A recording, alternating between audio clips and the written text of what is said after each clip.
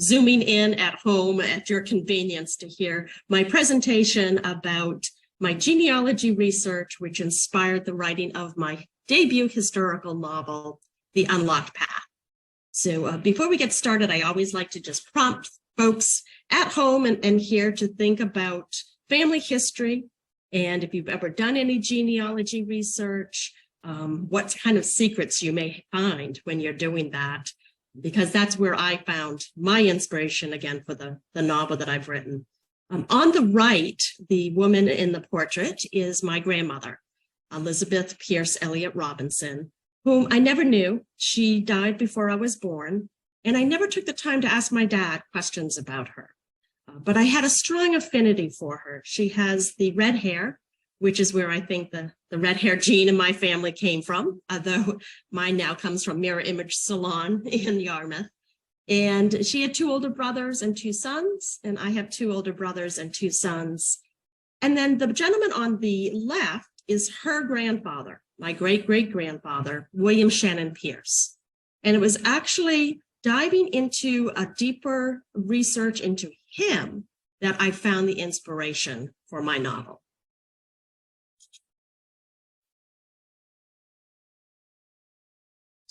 Frozen again.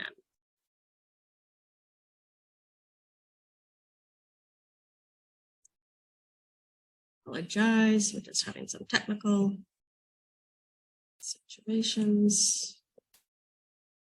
Just see if I can get this.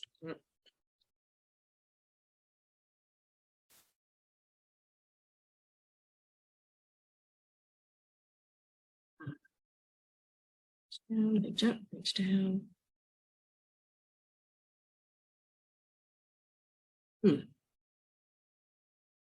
At least it's going to have to come back up again because we're frozen on the screen.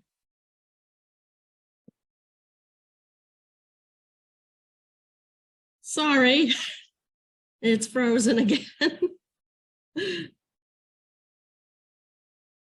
No.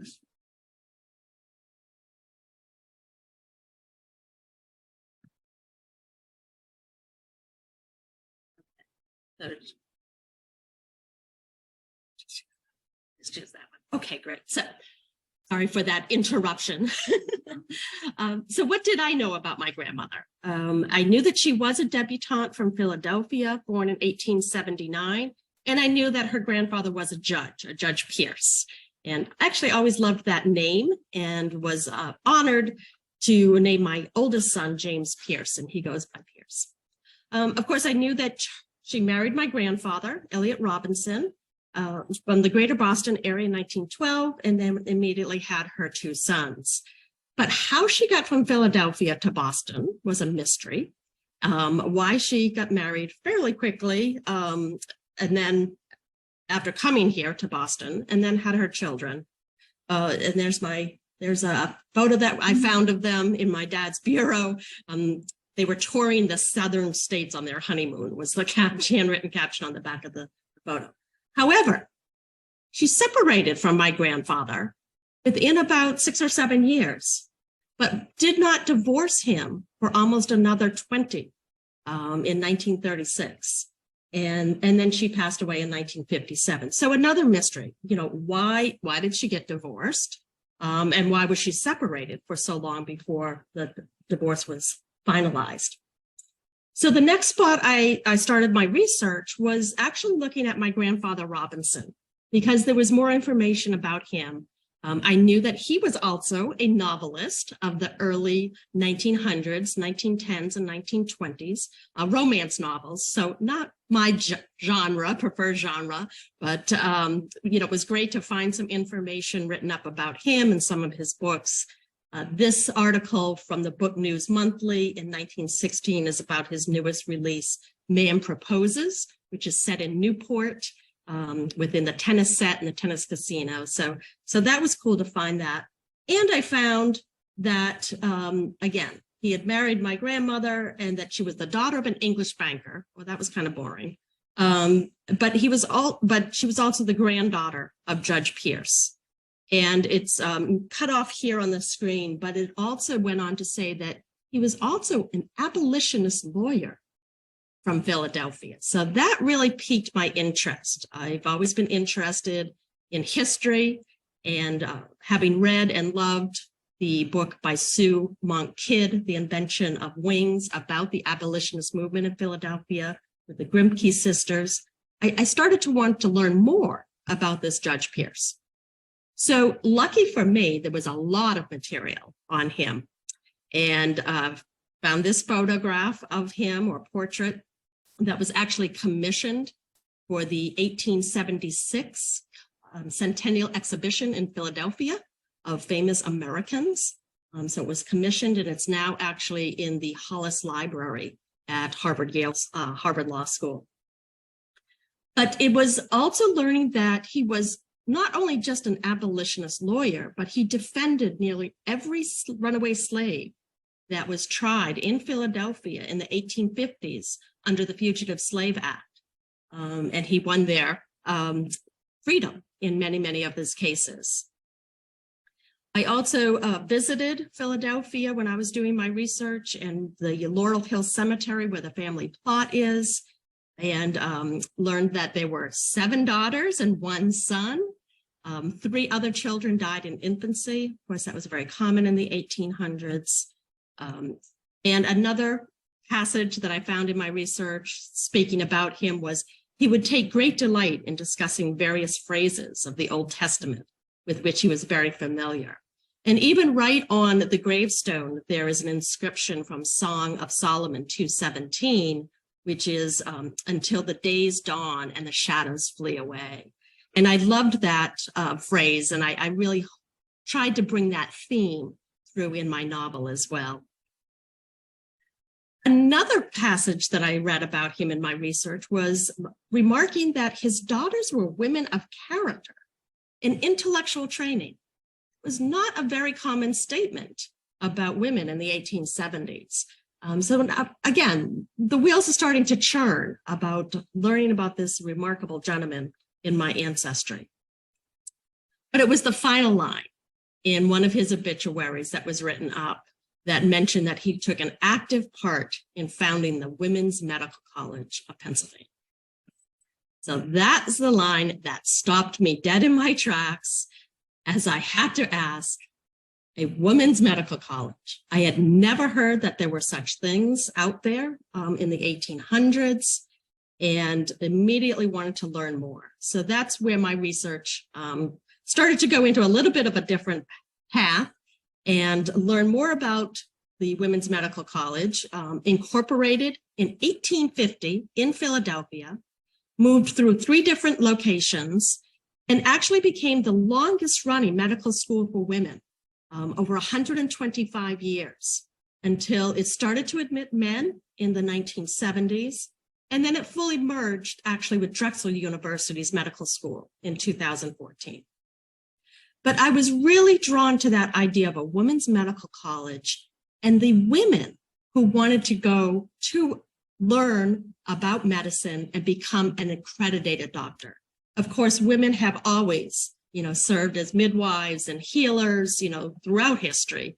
But it was earning that degree that would validate them and give them a place in medicine that they really strove for. As a graduate of Wheaton College at the time, a all-women's school, I wanted to explore the history of those women graduates. And I knew how important a sisterhood is that develops among graduates and students and classmates and faculty and alumni of an all-women's institution. So that's really, again, where I started to look further, was into the graduates of the school. So it was down the rabbit hole I went with my research, exploring lots of different tunnels and paths, wonderful history. And within the history, one of the first women graduates that comes up on a Google search of women's medical is an Indian woman, Anadubai Gopal Joshi. She was the first woman from India to earn a Western medical degree. And her story is absolutely fascinating. She was married at age 9 course, in India in the late 1800s, that was a fairly common arranged marriage type of a situation. Her husband was a man 20 years older than her.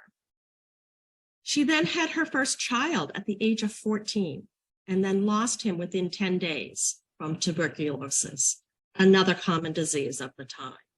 But it was losing her child and her feeling of the lack of care for women that really pointed her to want to study medicine. And she was very fortunate that she had a husband that was fully supportive of her desires and worked with her to find a school that she could attend. So they did identify women's medical in Pennsylvania. They found a sponsor for her. And then she entered in 1884 and graduated in 1886. So I met Anna Dabai. I was inspired by her story, but even more so, I was inspired by reading her application letter that I also found within the Drexel University archives. And her words were so eloquent, written by a 17-year-old Indian woman that I really said, okay, that's it. These women's stories need to be told. And I opened the unlocked path with this quote from Anna Dabai's letter, which reads, "The determination which has brought me to your country against the combined opposition of my friends and caste ought to go a long way towards helping me to carry out the purpose for which I came, i.e. is to render to my poor suffering countrywomen the true medical aid they so sadly stand in need of, in which they would rather die than accept at the hands of a male physician. The voice of humanity is with me, and I must not fail. My soul is moved to help the many who cannot help themselves." Just an incredible, incredible sentiment and thoughts and desire from this woman at the age of 17. So I now have the inspiration for my novel. I have the ideas of writing about those women graduates of the medical school in Philadelphia, the characters that are inspiring me to craft and come up with fictionalized characters to take the story forward. But I still needed to choose a time period that the story would be set. So I could have started at the beginning in 1850 when the school first opened. But again, as a lover of history and still feeling that connection to my grandmother that helped me discover these women, I decided to actually peg the timeline of the book to her life. So I did know that she was a debutante around 1897, age 18 in Philadelphia. She was married in 1912. She was a mother of two by 1914. So I chose a 20-year span for the novel of 1897 to 1920, because I could also pull on that incredible rich history of that time of the early 1900s, the suffrage movement. Of course, women going to medical school at that time would be very active as suffragists. World War I, the Spanish flu, even the sinking of the Titanic comes into that time period. So that was really the timeline that I wanted to follow to tell this story. And so again, because I never knew my grandmother's story, I decided to create. So the first thing that any novelist needs to do when they're setting out on a first draft of their manuscript is research, especially for historical fiction. You need to get some facts down right. And of course, you can look at nonfiction books, and there are plenty out there. I was very fortunate to have quite a few good reference books about women in medicine in the 1800s and early 1900s. I was able to source. And then fiction, reading about historical fiction that inspired me or had very similar themes to which I would be writing about. And one of my favorites is Anita Diamant's The Red Tent. So is that one of your favorites too? Yeah. And it definitely is the idea of women coming together to support each other through life's trials and challenges. And I've always loved that sense of community of women that comes through in The Red Tent. Susan Meissner is a fabulous historical fiction author, and I've read several of her books and enjoyed them, but one in particular, As Bright as Heaven, is all about the Spanish flu, set in Philadelphia in 1918, which she wrote well before our own pandemic. So it's a fabulous history of life living, everyday citizens living through the flu in Philadelphia. It's fabulous. And then, of course, I had to look at books that were written at the time period that my novel's taking place, because those books would be influencing the women of my book. So The Awakening by Kate Chopin was at the time a scandalous read. And it actually marks the idea of a new woman, which was a term around the 20th century coming into vogue, of women awakening their own independent desires to be more and to strive for more. And now The Awakening is actually considered one of the precursors to modern feminist theory. And then, of course, I had to read some of my grandfather's books because they were written in that time period and represent the language used. Of course, it was a much more formal language used by everyday residents and citizens. So I read several of his books as well that had some further inspiration and direction for me. So reading is wonderful, but more importantly, again, especially for historical fiction, is to be able to see and touch and visit the places that your characters are living within.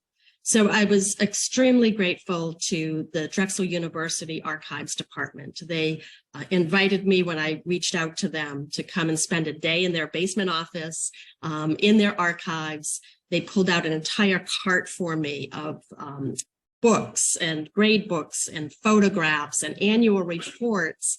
And the one on the top left here that I love is a bone box. So anyone that does read the book, you'll find out that a bone box was required by each student. They had to rent it for their year, put down a $5 deposit, which they got back 80% at the end of the term if they returned the box with all the inventory of bones intact. So they each had a skull and then a few other bones. But amongst the 40 students, they were able to assemble 2 full skeletons. So they shared the bones during the course of their anatomy classes and study. So that was very cool. But the really most remarkable piece, they saved as the whipped cream on top, I guess you might say, for me during my stay at the archives. They pulled out meeting minute books from the first days of the school. So the meeting minutes of the board of corporators and trustees. And I started to flip through them. And again, I knew that my great-great-grandfather, William Pierce, was involved in the school's founding, but I didn't know to what extent. For all I knew, he could have been a benefactor. But every single entry from 1850 to 1860 was signed by him. He was the secretary of the board of trustees for 6 years. So that was just an incredible moment for me to be seeing and touching and holding books that he had transcribed in his hand over 150 years ago. So lots of research is wonderful, but then when you start to think about character development, you really need to know and understand, motivations for your characters and emotional responses. That's the beauty of writing fiction, is that you can bring those emotions onto your pages versus just a nonfiction history book. So I needed to talk to women in medicine. And the first thing that I did was I did interview many women medical students and surveyed them and got some great feedback on what it was like to go through medical school. And even though certainly they are today's medical students, I still felt a lot of the same challenges would be the same. Everything from just, the exhaustive study and the long hours and the sexism that still continues. Through the power of social media, which can provide a lot of good as well in forming communities. There's an Instagram account called #WomenInMedicine, and it's just where a lot of women medical students and residents just post things they want to share about, what they're going through, their challenges and their triumphs. And again, I felt many of those same feelings would be the same for my characters of the early 1900s. So I love this one from Dr. Samantha Batt Rowden, where she posts, "It happened. It finally happened. A man talked down to me about my specialist subject. He quoted a paper. I wrote the damn paper." Small victories. So here's a man challenging her on her knowledge on a medical subject and quotes a paper to validate his point, and she wrote the paper. So that's rewarding. And then, of course, this is a really fun one too, that a woman medical student has just matched for her residency, and her husband's wearing a t-shirt that says "Trophy Husband." So he's so proud of her. So I love those types of sentiments that were coming through. So I am ready to go, and I do. I sit down and I start writing and editing. Over a course of 2 years, it took me to write the Unlocked Paths manuscript. And then I am finally finished the end of 2019, and I'm getting ready to go out and look for an agent and publisher and get this baby of mine launched into the world. And then in January 2020, a book came out, American Dirt. And I'm not sure if anyone has read the book before, or more importantly, known the controversy behind it. But American Dirt is a contemporary novel about the Mexican drug cartels and the Mexican immigrants. The main character is a woman with her son fleeing from Mexico, and the Mexican drug cartels are after her. And she comes north, and it's a horrific journey for her to come north.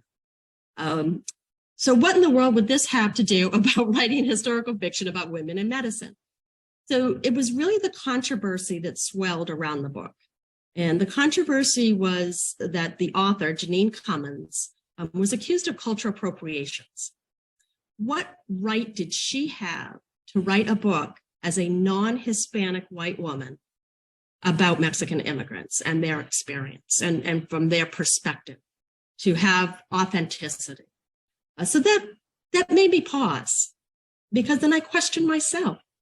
What right did I have to write about women in medicine? How could I be authentic to their perspective and emotions about living through going to medical school and practicing medicine? I don't have a medical degree. I barely made it through my biology 101 class in college. But I had learned many years ago from a boss that I worked for in sales, that she taught me, when you're challenged in a significant way, just go for it. Just swing that bat and shoot for the stars. And so I did. And I sent an email to the American Medical Women's Association looking for a woman in medicine to read my manuscript, to make sure that I was doing true justice in the portrayal of my characters. And I had the manuscript originally read by a friend who's an ER doctor. And he gave me some information, back on some of the medical scenes, but he did not have that woman's perspective.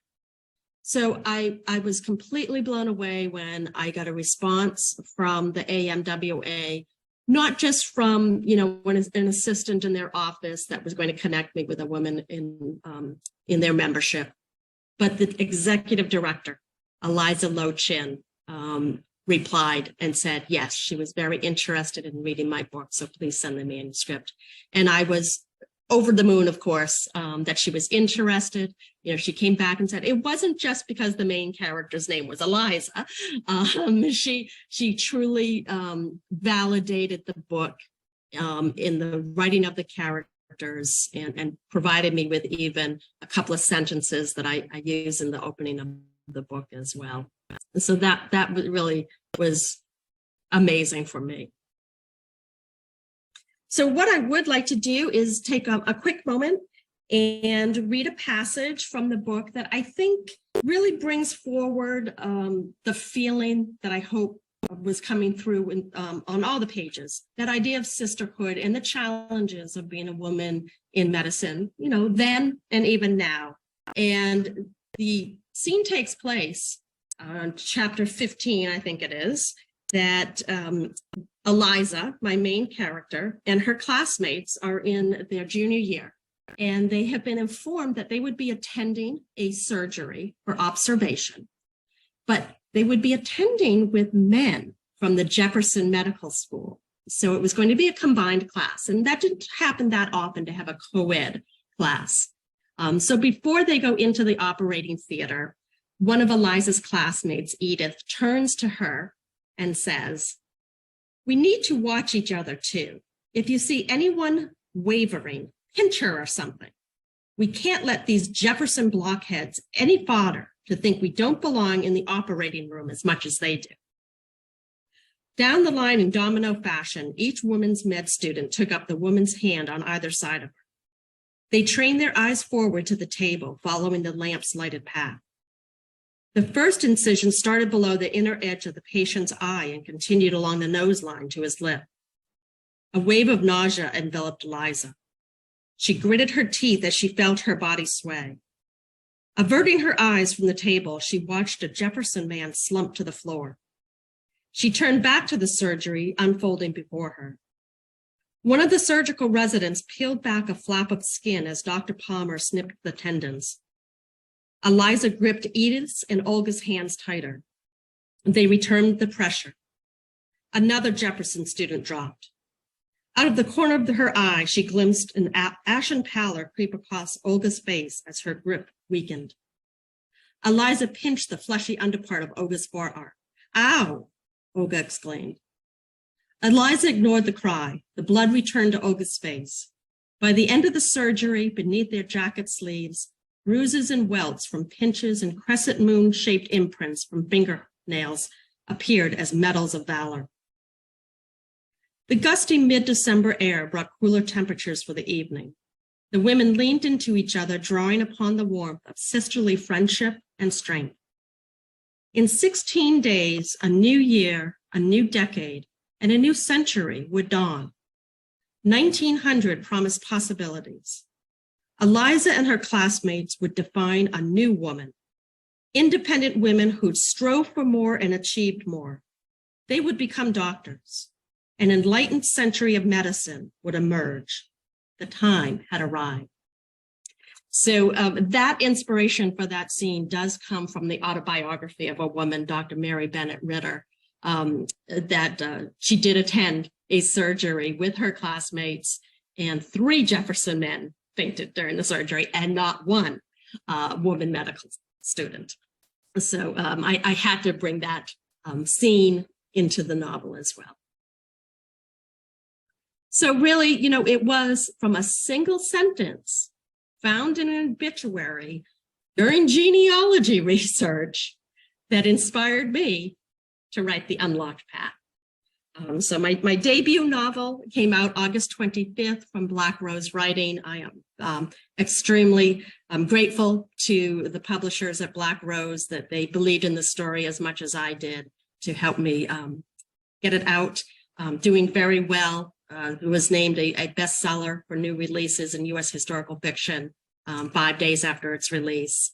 And you can find more information on my website, just Janis R. Daly, Janis with an S, Daly with no E or I.